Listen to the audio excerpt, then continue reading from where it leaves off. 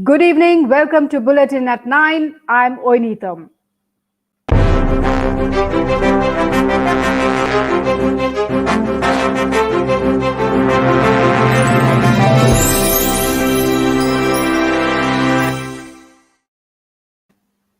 And first up, the headlines at this hour.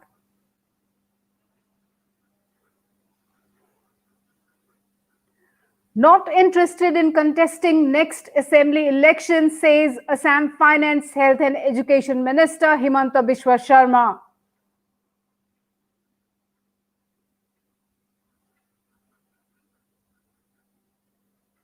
Meghalaya will be the first state to implement new education policy, says Chief Minister Conrad Sangma.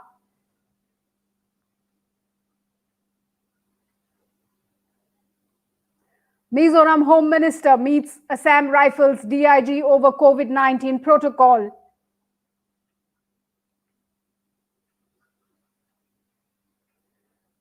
And now the news in detail. Assam Finance, Health and Education Minister today further clarified that he is not interested in contesting the upcoming Assam Assembly elections. The elections are scheduled for next year. In fact, it should be anywhere around May next year. And Himanta Biswa Sharma today tweeted, and here is what he said, and I'll quote his tweet. As I have already indicated in several public platforms that I'm not interested in contesting next assembly election, my role will be limited to contribute whatever I can for my party and for my state. For Assam future, we need to have a strong nationalist government, unquote. Mr. Sharma is currently the MLA from the Jalukbari Assembly constituency. He represents that particular constituency for BJP. In another tweet, Sharma said, and I quote, "Few people feel that I am after some post and position. My only ambition is to see a BJP government with 100 plus seats. In my last few months, I want to work for my state as much as possible to have eternal satisfaction," unquote. So these are the tweets that has come from Himanta Biswa Sharma. He is, of course, also the NEDA convener and one of the tallest leaders of BJP in the whole of northeastern region. Now, needless to say, we all know the role he plays for the Bharatiya Janata Party when it comes to any kind of crisis management in the party in the Northeast. In fact, his comments have come at a time when many opposition leaders claim that he harbors chief ministerial ambitions. Sharma, however, has been saying that he is no longer interested in contesting the next elections, that is the Assam elections 2021. He has in fact been saying so since last year. He has mentioned this in many public events and also in several media interviews. Now, moving on to Meghalaya. Meghalaya Chief Minister today said that the state would set up a task force to look into the implementation of the new education policy. Sangma congratulated the Union Education Minister, Mr. R.P. Nishank, for the policy and said that Meghalaya would be one of the first states to implement the policy. Meanwhile, in fact, that's the tweet there from Meghalaya Chief Minister Conrad Sangma congratulating Education Minister Dr. R.P. Nishank for the national education policy, and these Meghalaya Chief Minister also announcing that he will set up a task force. His government will set up a task force to take the policy forward in the state. And there's that sentence which is very significant. Hashtag Meghalaya will be the first state to implement the hashtag education policy. So, in fact, meanwhile, Assam has already set up a 73-member committee to suggest ways to implement the policy. In fact, some of the personalities who are there in that 73-member committee set up by the Assam government includes Hima Das, the athlete, scientist and innovator Uddhav Bharali, and General Secretary of Assam Cricket Association Devjit Lon Saikia. They are among the eminent members of the 73-member committee set up by the Assam government to look into the implementation, suggest ways for implementing the national education policy. Moving to Mizoram now, there has been quite a tiff going on between the Mizoram government, particularly the Home Ministry, and the Assam Rifles. In fact, just a couple of days back, the Mizo organization, the Mizo Youth Organization, one of the powerful organizations of the state, had actually also taken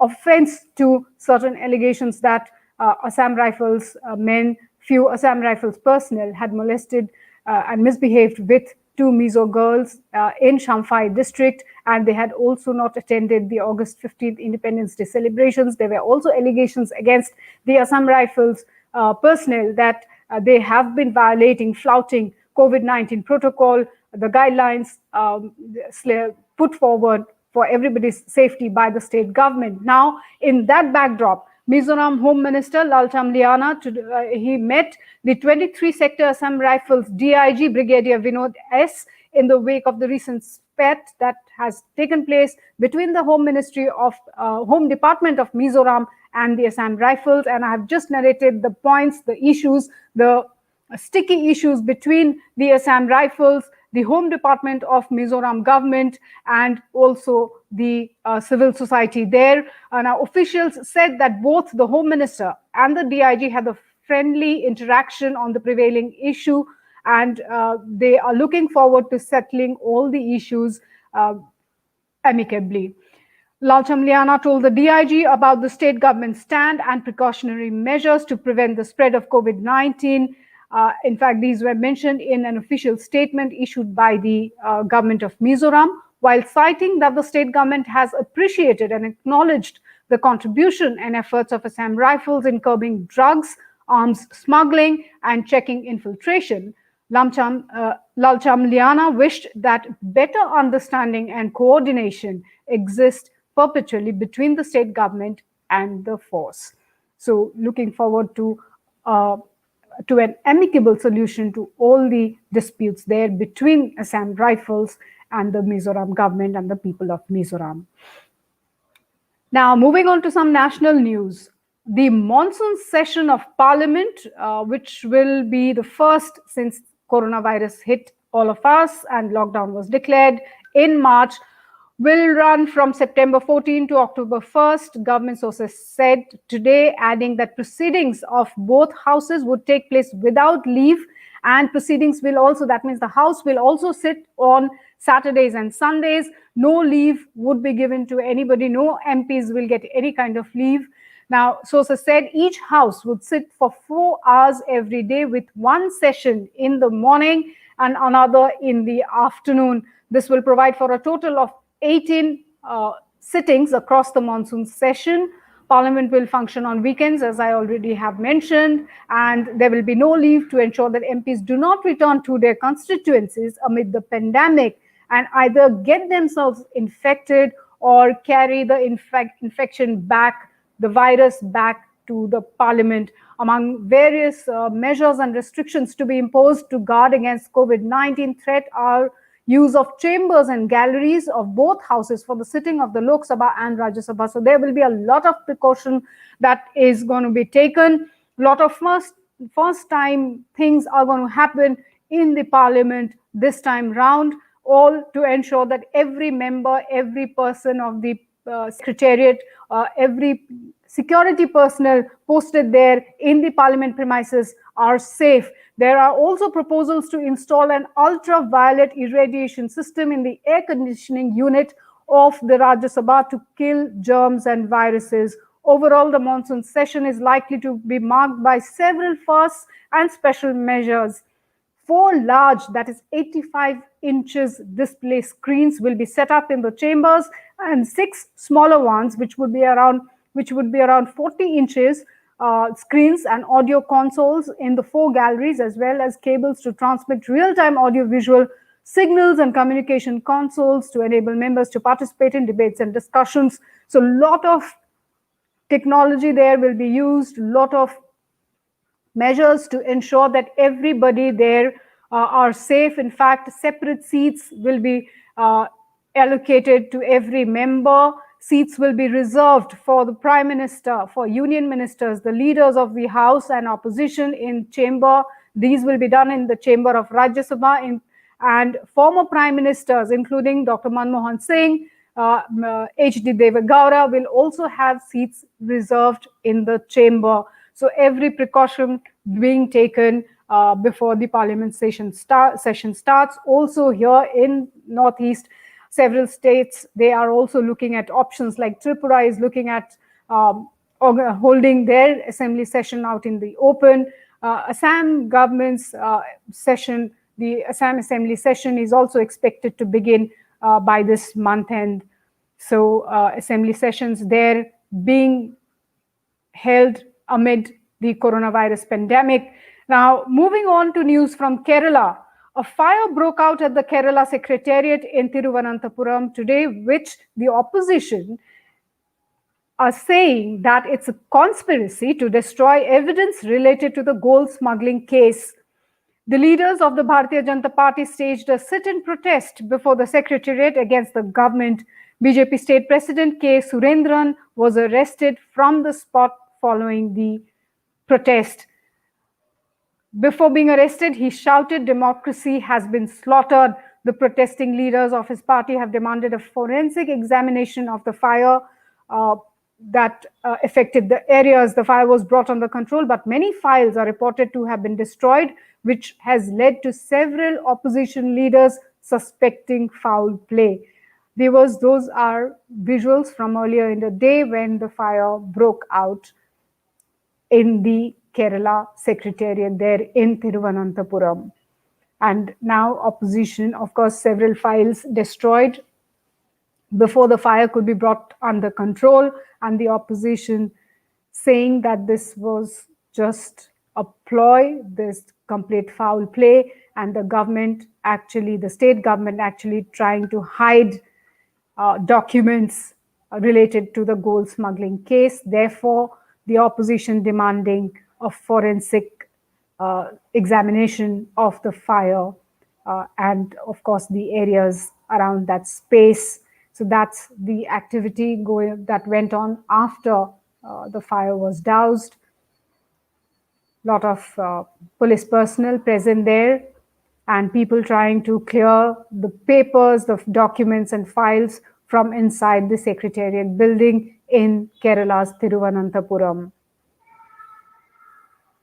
In fact, the good thing is that there were no reports of anyone being hurt in that fire.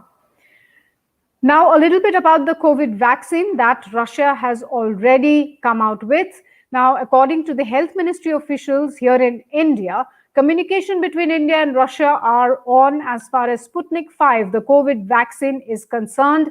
The Union Health Ministry said today.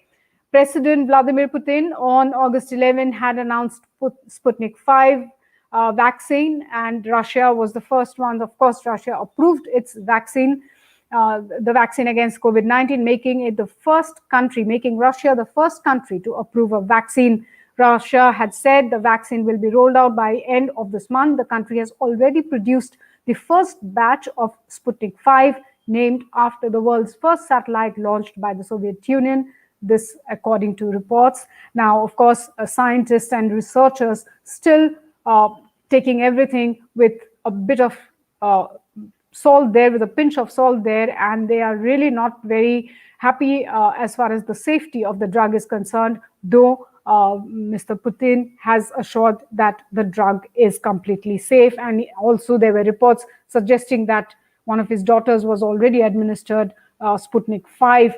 But yes, India now in talks with Russia for the vaccine, even as work on the COVID vaccine is also going on in Indian labs. Now, here is a special story. We all know that the number of COVID cases across Assam is rising. Assam has already crossed the 90,000 mark in the last 24 hours. As we speak, the number must be just rising because of the random testing that the health department here in the state of Assam is also doing. Now, amid such a situation, there was a large crowd that gathered outside the Adhaar Center, one of the Adhaar centers here in Guwahati city. Take a look why this crowd gathered, and in fact there were people who had come from far-flung areas like Boko, Chegaon, Goreshwar. These are really places which are far off from Guwahati. Okay, apologies, we would not be able to play that video for you right now, but you can definitely watch that video on our Facebook and YouTube sites there, and you will have the whole story there. In fact, actually, these people had come in, some of them actually woke up early in the morning, like 2 a.m. and reached Guwahati around 6 o'clock, 8 o'clock, 9 o'clock, and despite the scorching heat and the fear of getting infected by the virus, by coronavirus, they stood outside this particular Adhaar center for hours together, only to be turned away by the end of the day, simply because the Adhaar center had come out with a rule that they will entertain only 100 cases, 100 applications they will take in a single day, and only those applications which have already applied online. And these people from far-flung rural areas really were not aware of these particular norms and policies, and they were extremely disgusted and angry. And you should actually take a look at that video to see the kind of crowd that was there outside that particular building in Guwahati, in one of the prime locations of Guwahati, and there was no social distancing at all. Of course, the people were wearing their masks, but there was nothing like social distancing, and you cannot simply blame these people for not maintaining social distancing. So that is one video, viewers. I request all of you to go and watch that story.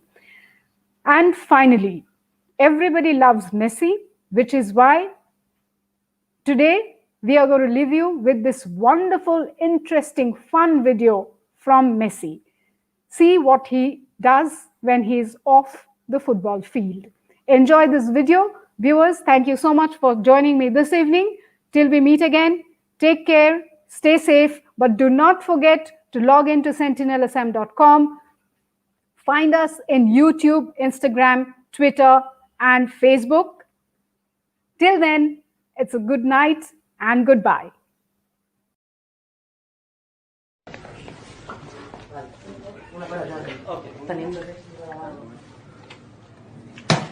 Toma.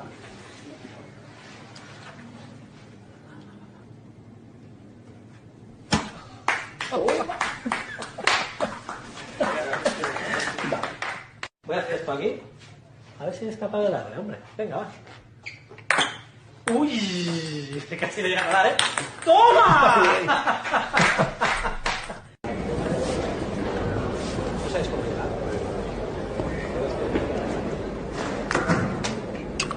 ¡Perfecto! ¡Hala! Ahí la lleva, Sí. Esa mirada se va.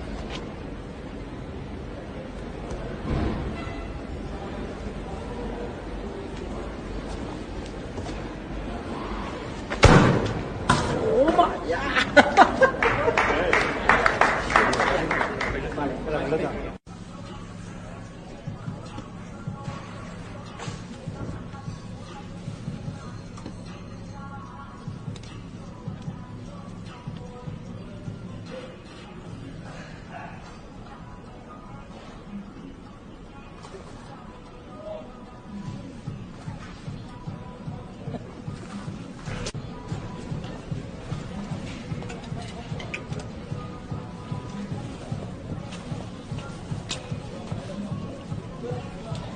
Leo,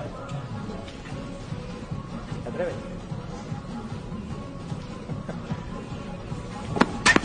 Venga ya, hombre.